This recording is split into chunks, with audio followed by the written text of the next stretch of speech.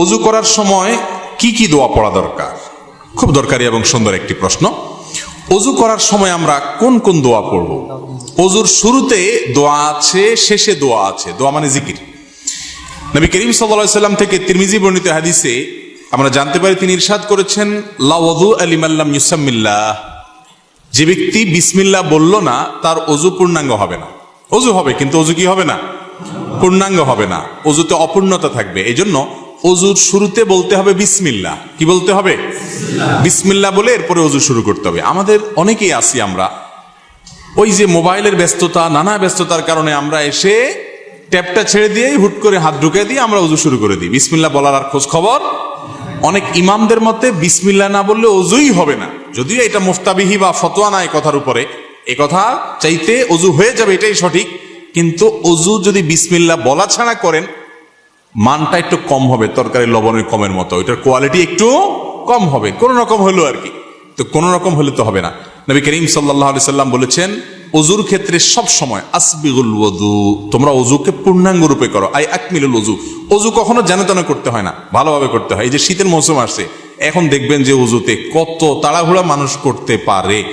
গরমের সময় দেখবেন ওযুখানা সিরিয়াল লাগে থাকে, আর শীতের সময় ওযুখানা সব সিটগুলো খালি, কারণ আসরের ওযু দিয়া এশা পার করার বুদ্ধি।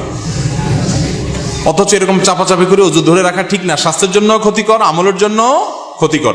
এই জন্য ওয়াইলুল লিল আকাবিরিন নার হাদিসে আসছে, পায়ের গিরা, গোড়ালি, এই যে চিপা চাপা আঙ্গুলের শুকনা থাকে, এগুলো বিশেষ করে শীতের সময়, অন্য সময় তো বটেই, শীতের সময় বিশেষভাবে এগুলোকে যত্ন সহকারে ধুইতে হয়। যাই হোক, তো ওযুর শুরুতে বিসমিল্লাহ বলতে হবে। কি বলতে হবে? বিসমিল্লাহ। এটা হলো প্রথম ওযুর শুরুর জিকির। আর ওযুর মাঝখানে কিছু পড়তে হবে কিনা, আপনারা অনেক বই পুস্তক দেখেন, সেখানে হাত ধোয়ার একটা দোয়া আছে, কুলি করার একটা দোয়া আছে, মুখ ধোয়ার একটা দোয়া আছে, মাথা মাসা করার আরেকটা দোয়া আছে, পাও ধোয়ার আরেকটা দোয়া আছে। আছে না নেই? এই সবগুলো দোয়া মুখস্থ আছে, এরকম কপালওয়ালা একজন মানুষ দেখি। সবগুলো দোয়া মুখস্থ আছে, এরকম কেউ নাই? মাশাআল্লাহ, আপনারা দেখা যায় সুন্নত বেদাতের পার্থক্য ভালো বোঝেন। যাক, এটা বিশুদ্ধ কোনো হাদিস দ্বারা প্রমাণিত নয় যে সকল অঙ্গ প্রত্যঙ্গে আলাদা আলাদা দোয়া আছে, তাহলে তো একজনের ওযুতে 10 মিনিট করে লাগবে, ঠিক না? ওযুর শুরুতে শুধু বিসমিল্লাহ পড়বেন, এটি হাদিস দ্বারা প্রমাণিত, যেটি বললাম তিরমিজির হাদিস। আর শেষে একটা দোয়া আছে, একটা বাক্য আছে, কালিমায়ে শাহাদা।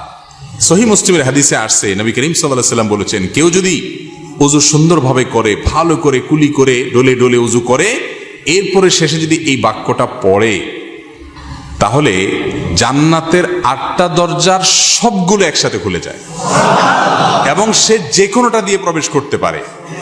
সে বাক্য হলো কি? সে বাক্য হলো, আশহাদু আল্লা ইলাহা ইল্লাল্লাহু ওয়াহদাহু লা শারীকা লাহু ওয়া আশহাদু আন্না মুহাম্মাদান আবদুহু ওয়া রাসূলুহু। ওযুর শেষ এই কালিমা শাহাদা পাঠ করবেন। এটাকে আমি বলি, এটা হলো জান্নাতের 8 দরজার কমন রিমোট।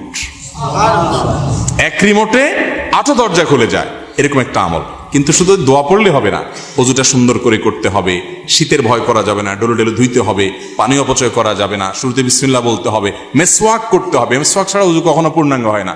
মেসওয়াক কয়জনের পকেটে আছে যদি আমি এখন জিজ্ঞেস করি? আমি নিশ্চিত 10টা হাতে উঠবে না।